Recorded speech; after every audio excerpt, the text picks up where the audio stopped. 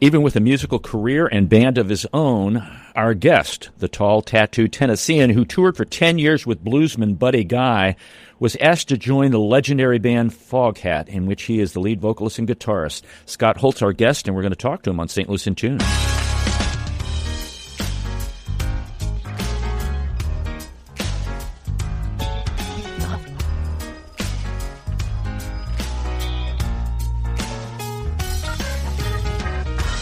Welcome to St. Louis in Tune, and thank you for joining us for fresh perspectives on issues and events with experts, community leaders, and everyday people who make a difference in shaping our society and world.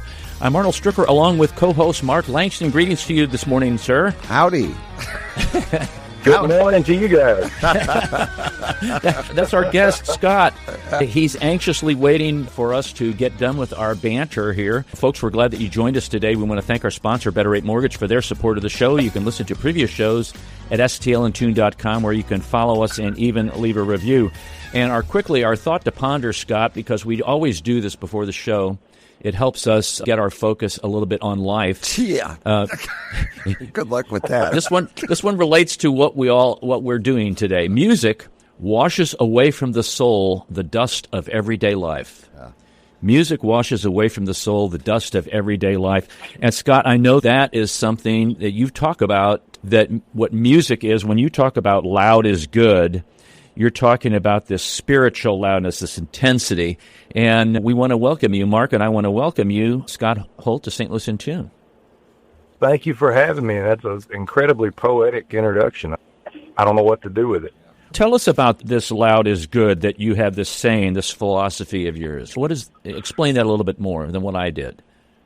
I just think that life, we only get one shot at this. There's no rewind button, and there's no do-overs for it. So we're making it up as we go along. We all are. And your opportunity is to live a life loud. Be out there. Tell people you love them and compliment people and brag on them when they do something cool, and tell people about the music you like and the movies you've seen and the food you've eaten. Try to squeeze as much out of this existence as you can, because, like I said, we're only getting one shot at it. And the reason we're having you on today is Foghat is going to be performing in St. Charles at the Family Arena on May the 2nd at 7 p.m. It's the 55-year-old, you guys have been around 55 years, it's the Twang and Bang 2026 tour, and I'll give more information about that.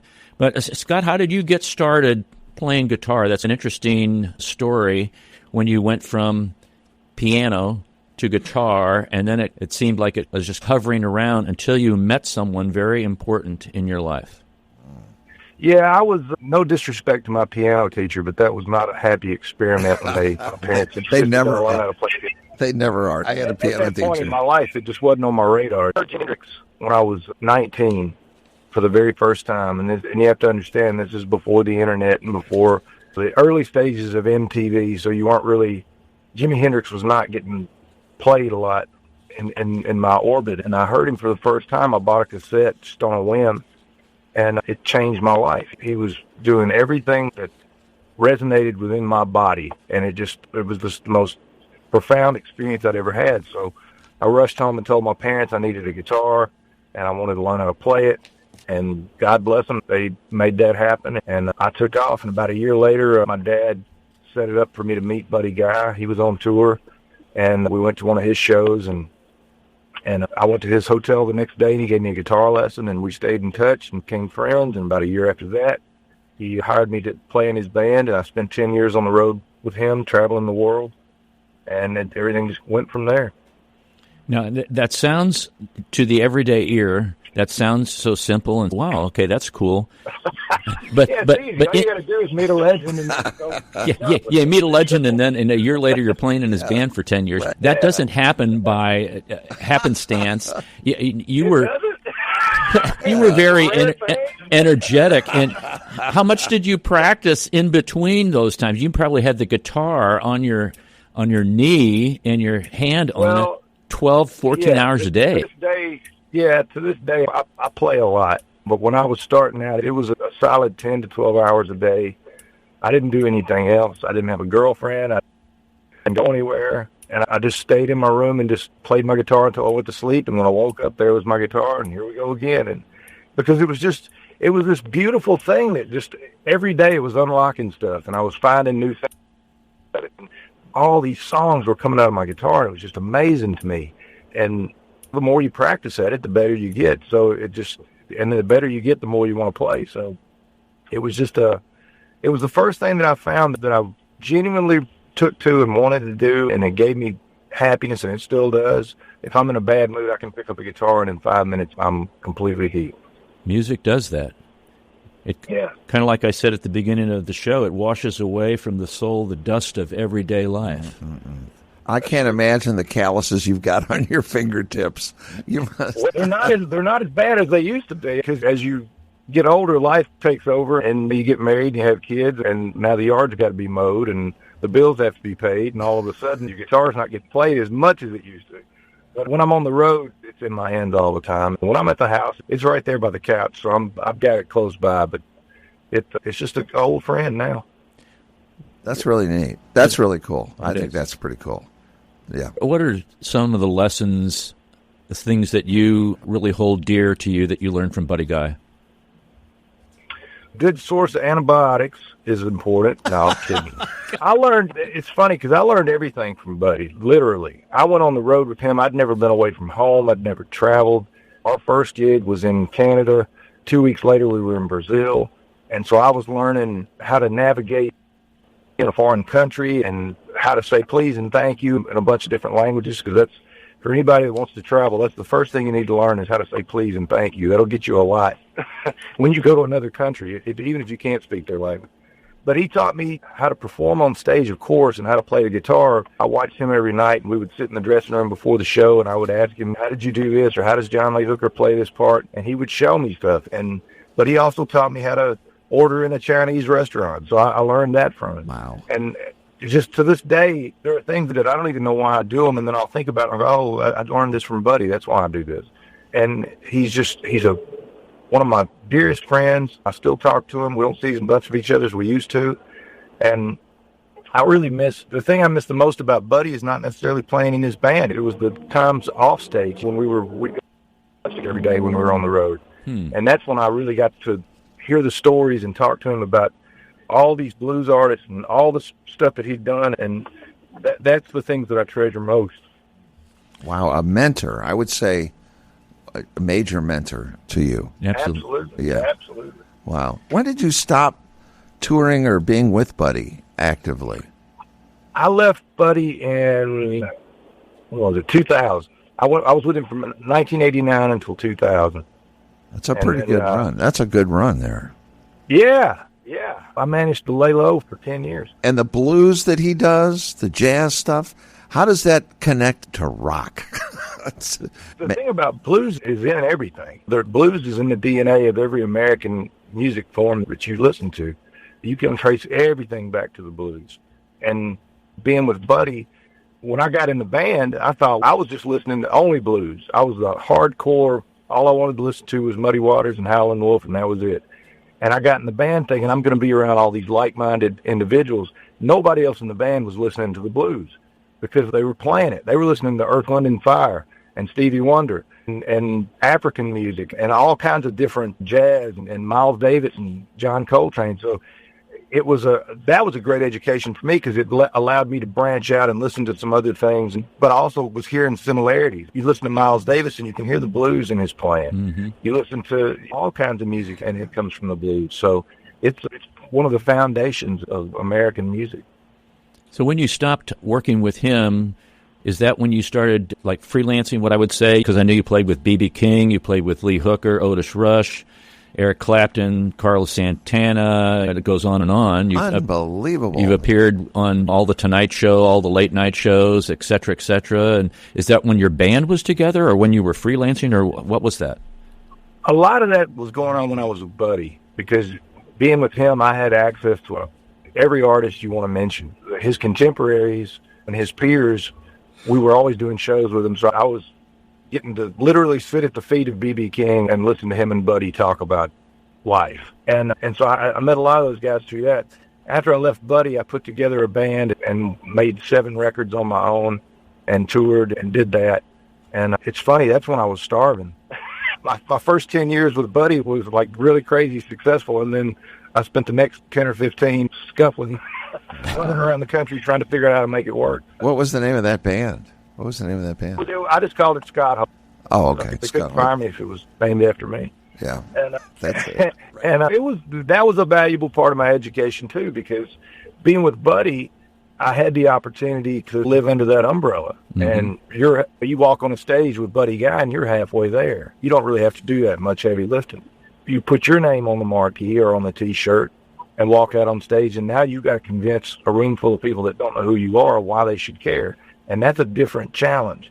And I had to learn that and learn how to get the audience on my side. And that was a valuable part of my education as far as being an entertainer, because you can't I don't care how good of a guitar player you are, how good of a musician you are.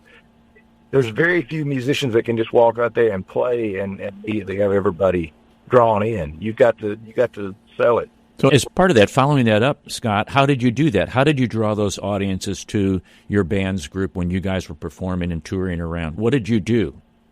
I just tried to put on the most high-energy show I could and make people laugh and make them have a good time, because ultimately, when somebody spends the money to go out and see a show, they want you to succeed. They want it to be fun. They want to enjoy themselves. They're not coming to be convinced necessarily. They're coming to have a good time, and your job is to make them have a good time. You do whatever it takes. I've done some ridiculous things to entertain a crowd. I'm terrible about that. My wife will confirm that for you. I'll do anything to get some attention. It's not hard for me to think up something that'll make people go, ah. Well, that's an interesting point, because I don't think a lot of people think about when they see a band player or a musician play, they think, oh, there's the musician. But you're talking about the fine line between being a musician, a guitarist, a band leader, and an entertainer. And you cross back and forth between both, but the audience, they might just see, hey, I went to this concert last night, and I saw Scott Holt and his band. I mean, that was great. If you want to be a great musician, if you want to be a great guitar player, you can sit on your couch and you can practice 14 hours a day, and you can be a great guitar player. And if that's what you want to do, then stay on your couch and do that. If you want to be a great entertainer, you got to get an audience, and you got to get in front of people. And it helps that if you're good at your instrument. You know, that certainly helps. Nobody wants to hear a terrible guitar player, even if he's funny. But you have to work both sides of the coin, and I learned that from Buddy. Buddy he could do more on the guitar with a drumstick than a lot of other guitar players I've seen, and it was magic. Watching him, he could smile, and it would light up the room, and that's something that I'm still trying to figure out, but that was a lesson to learn from him, that he was just such a riveting entertainer that you couldn't not have a good time watching Buddy play. You still can't. What an excellent point. This is Arnold Stricker with Mark Langston of St. Louis in Tune. We're talking to Scott Holt. He's a member of Foghat. He is the lead singer and guitarist. They're going to be performing at the Family Arena in St. Charles on Saturday, May 2nd at 7 o'clock p.m. You can go to Ticketmaster to find more tickets out about that. Also want to give you the Foghat site, foghat.com. Scott, how did you get to know Roger Earl and Brian Bassett? We had Brian on a couple of years ago when the band came through town and had a great time with him. How did you guys link together? I met Roger back in 2014. A mutual friend of ours introduced us, and they were working on a record called Under the Influence. It didn't have a name yet, but they were working on the songs for that record. And I went down to their studio in Florida and was co-writing some songs with them and helping them put the record together. And we just hit it off. He's one of my best friends. He's just a beautiful guy is too, and Rodney is too. Everybody in this organization's a mate. But Roger and I just really clicked. We both had similar interest in music and just had a similar attitude in life and art, and we just got along. And we were supposed to write 3 songs for the album. We ended up writing 17. Wow. So we put together another band called Earl and the Agitators, and we made a record of that and put that out, so you can get that on the Foghat site too. But then we tried to figure out how to let that band tour in conjunction with Foghat, and then it was just me and basically it was me replacing the lead singer of Foghat for a set of Earl and the Agitators songs, but the rest of the band was having to play an opening set and the full show after, so that wasn't really working. So we had to shelve that, and I went back down to Florida. We just kept writing stuff and kept working together and working on new music. and I went down to help them work on their follow-up record. And Charlie Hune, their former lead singer, decided to retire while we were working on the record. Roger asked me if I wanted to join the band, and I didn't hesitate to say yes because I love these guys, and getting to play with them is a real gift for me. I had to learn the Foghat set, and it was a rough way to go when I started. They were a little bit scared that they might have made the wrong choice, but I tried really hard, and they let me figure it out. And I'm still learning. I've been in the band 5 years now, and I'm still trying to figure it out, but they're gracious, and they let me bump my head and keep going. Well, why do you say that? I'm curious about that, because you're obviously not going to be singing any of the songs like they were originally done or like the previous lead vocalist has done. Was it, I know you bring your own style to the group, which is actually invigorates a little bit. What was the struggle that you were just talking about? When you step into a band with a 50-year history, and you have to be conscious of the fact that there's a historical legacy component to a situation like this. We're doing songs like Slow Ride and I Just Want to Make Love to You the way Dave and Rod and Roger and Tony Stevens and later on Craig McGregor arranged them. And there's a part where you have to be respectful of that history. And then at the same time, like you were saying, I'm me, so I have to bring my thing into it, but there has to be a balance to that. Nobody wants to hear a reggae version of Slow Ride, so you can't get too cute with how you approach the music. But at the same time, I don't pretend to be Dave. I don't want to be Dave. If Dave were still alive, he would be in the band, and I would be happy that he was in the band and still around. But it's my responsibility to carry on that legacy, but try to do it in a way that justifies me being in the band. And I took that very seriously. When they gave me the opportunity, I didn't take it lightly, and I still don't. When we go on stage every night, I remember the fact that I'm standing in for Lonesome Dave Feverett, and my job is to be equal parts me and a respecter of his legacy. That's a great answer. Oh, yeah. That is a great answer. I would say, Scott, it's a very humble answer, because we hear on other interviews, and you can see on TV where people think they're all that in a bag of chips, and they push the limits, and maybe they end up doing, as you would say, reggae slow ride, just because that's what they want to do, rather than respect the band in its 55 years. Speaking of that, what is it about Foghat that just keeps the fire burning and going? The music. The music, the catalog of music that they made and are still making. And that's another key thing about this band is if all we did was go on stage and play Slow Ride and play stuff from the catalog, and that's one kind of approach. But we're a band, and we're all active musicians, and he and I and Brian and Rodney are constantly writing new material and recording new songs. We put out a record 2 years ago that debuted at #1 on the Billboard chart and stayed there for 39 weeks. And we're working on a follow-up to that now. Wow. And so we continue to make new music. And so that's an active band. Some of the members of the band have passed on, and that's just a fact of life. But the band remains intact because we're building off a foundation that they created, and we're still doing it. And the other two guys, besides Roger, outstanding musicians in their own right, and really active in what's going on, and a huge part of making the success of Foghat. Now, on this tour, you guys, how does that work out? I know you're going to be in St. Louis, as I mentioned, on May the 2nd, but you get in the bus and go? Do you go by car? Do you go by plane? And how's that story work out? We usually fly. We'll probably fly in to St. Louis and come to St. Charles for that, or I don't know what town we'll fly into, but we'll fly in, and we usually come in the day before, and routinely what we do is we'll fly into town the day before. We all go out to dinner at night and hang out, and if we haven't seen each other in a week or so, we're catching up, what you've been doing and all that stuff. But it's really like a family, and we're glad to see each other. I've been in situations in bands where you get to the hotel and everybody disappears and you don't see them until showtime. Right. This band's not like that. We're in each other's pocket all the time, and I get up in the morning, text Rodney, the bass player. We go get coffee and hang out, and it's just a really warm connection that I have with all these guys. And it translates to the stage. When you see us on stage, we're having more fun than the audience, I guarantee you. And that's by design. You don't see four guys up there with their heads down just trying to slug it out and get through this situation so they can get a paycheck and go home.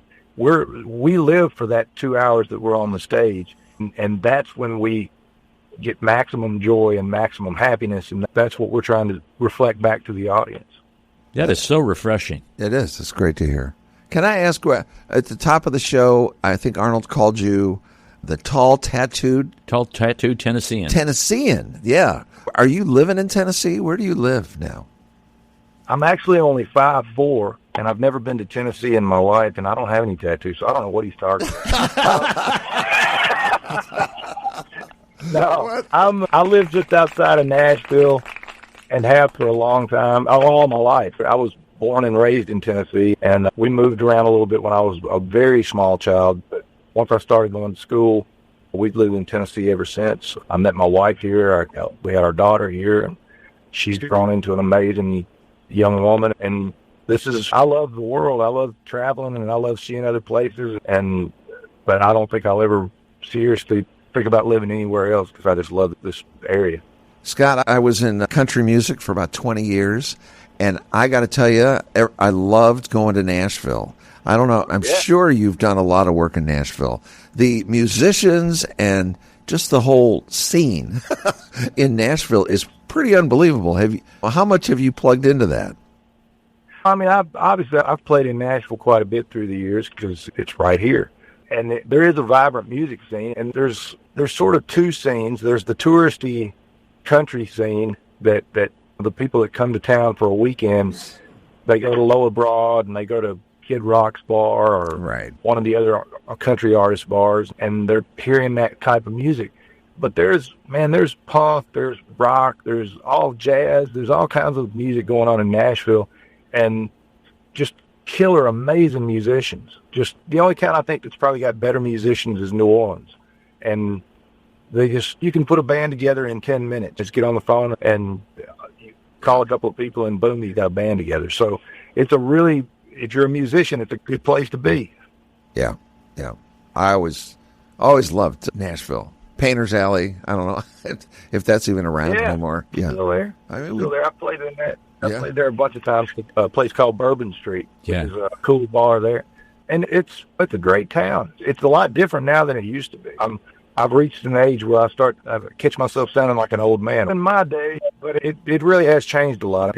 These days you can play Count the Cranes because you pull into town and they're building skyscrapers every 5 feet, condos and apartments and all this stuff. Doggone it, yeah. That's progress. That's what keeps it alive and vibrant. So the big, tall, tattooed Tennessean. Okay, I get it. Right. Okay. That's a lot. That's a mouthful right there. And you're 5'2". Okay, all right. Yeah, 5'4" in heels. Okay, good. Boots. You've given a lot of advice my question is going to relate to somebody who's listening, who's maybe 12, teenager years, wanting to get into the scene, I want to do that. I heard this guy play, and you've given a lot of advice in our conversation today. Any more advice you would give to somebody who wants to get into the business and do this professionally? I would say that if there's anything else that you're interested in, do that. The only reason I would get into the music business is if you absolutely have to, if it's the only thing that satisfies your soul, because the amount of success that you will have in this business is directly correlated to the amount of sacrifice. And most people aren't willing to give up what you have to give up to reach any modicum of success in this business. It's truly an unforgiving pathway. You have to give things up. You have to do without some things that a lot of people wouldn't even consider. And I'm sure that's true of anything. If you strive for excellence in any field, you're going to have to give something up. But for some reason, the music business seems like you're away from home, you're away from your family. In the early stages, like I was telling you, I was practicing 14 hours a day. I wasn't going to barbecues with my friends or going to the skating rink or the movies or anything. I was at home playing my guitar. That was a lot of sacrifice. I wasn't getting girlfriends and doing that stuff. I was playing my guitar. And there's a level of sacrifice that you have to give up stuff. And most people aren't willing to do that, or they think they are until they get into it, and then they go, "Oh, no, I can't do this." So I would say for a young person, if you have to do this, it's the best job in the world. If you are interested in anything else, do that, because this is not. If this is going to be your plan A and you've got a plan B, do plan B. That's excellent advice from somebody who's been there, and I appreciate your honesty with that. Yeah. Yeah. I don't want any more guitar players anyway. I don't need competition. You don't do that competition. There you go. But seriously, it's just a gig that you really have to want it. And the reward is in the music. That's the thing. I've been doing this for over 30 years, and I've been financially successful maybe 4 of those years. Wow. So there's been a lot of times when you come home with less money than you went out with. And there's a lot of times when you're scuffling and somebody calls you up and says, "Hey, can you come play in this guy's backyard for $100?" And you say yes, because you want the $100. There's a lot of that goes on. And I know a lot of great musicians who have side hustles doing DoorDash and stuff like that. There's no shame in that, because you got to make your living. You got to get your thing on. But That's right. Not a business that will take care of you. You have to nurture it. I'm sounding dark about music. No. You've been given some really excellent advice. I've got one final question for me anyway. You guys did a song called Driving On. I can even play a little bit of it. It sounds a little to me like a ZZ Top LaGrange song. Yeah. And if you follow that thread backwards, you go from ZZ Top backwards, you find John Lee Hooker. And you go back past John Lee Hooker and you find in Slim Harpo and guys like Robert Johnson and Son House. That type of riff has been around probably since Adam and Eve. Wow. But we got that song from Kim Simmons. He wrote 4 songs for us for that record. And he just had demos of the songs. And of course, he passed away before we had a chance to get him to play on it. Aww. But we listened to the demo, and then Roger and I sat there and looked at each other, and we said, let's do Slim Harpo and John Lee Hooker. That's what the song needs. And we started messing with it, and that's what we came up with. Yeah, ZZ Top definitely took that idea with LaGrange and had a tremendous hit with it. Yeah, it sounded. You guys did. You did a great job with it. What you guys turned out with Driving On is really good. Yeah, it's a good driving song. Yeah, we'll play it here in a little bit too. Yeah, we'll play the whole thing. Faster. Yeah. Anyway. Our guest has been Scott Holt he's the lead singer and guitarist for Foghat. Scott, it's been great talking to you. And folks, if you want to see Scott and the rest of the band Saturday, May 2nd, 7 p.m. at the Family Arena in St. Charles, you can go to Ticketmaster for tickets. Scott, you have a great day, sir. We appreciate your time and look forward to seeing you. Yeah. Thank you guys very much. Scott, thanks a bunch. It's been a real pleasure talking with you and spending some time with you. We appreciate it. Thank y'all, man. Bye-bye. Have a good one. You too. Oh. The Foghat official website, foghat.com, foghat.com. You can see a couple things that they've got going on there. Mark, they're doing a documentary, and they have a book in production. And it's like the story of Foghat is still being written, and you can become a part of it. So they ask people out there if they have memorabilia, etc., stories, and things like that. 55 years. So I was 15 when they started. That's all I want to say. Wow. It's a long time ago. 55 years. And people are still enjoying it, young, and people are still getting turned on to it. And just, there's something about this. It's a great point he made, because we're still writing music and still putting out albums. Yeah. A lot of times it's just a rehash of everything that was done, like he was saying. And it's great to hear new music from a band that's been around a while. Oh, yeah. Foghat. Wow. Let's listen to this as we go out. All right. She'll be waiting for me to pull in. I'll be so happy to let loving begin. I've been away, couldn't get home. Now I'm ready, been too long gone. And I'm driving, and I gotta be strong, and it won't be long. And I'm driving on.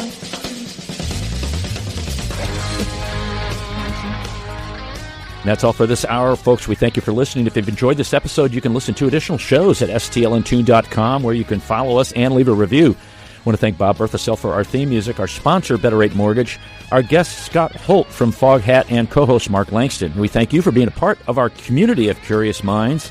St. Louis in Tune is a production of Motif Media Group and the U.S. Radio Network. Remember to keep seeking, keep learning, walk worthy, and let your light shine. For St. Louis in Tune, I'm Arnold Stricker.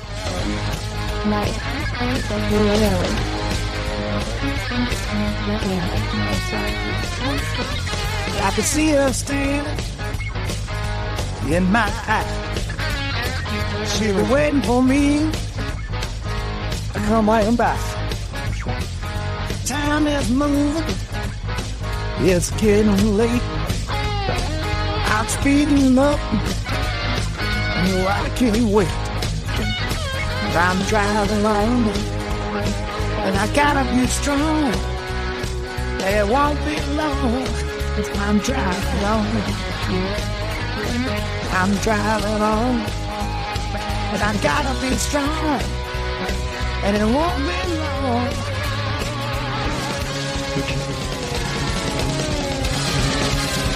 I'm driving on.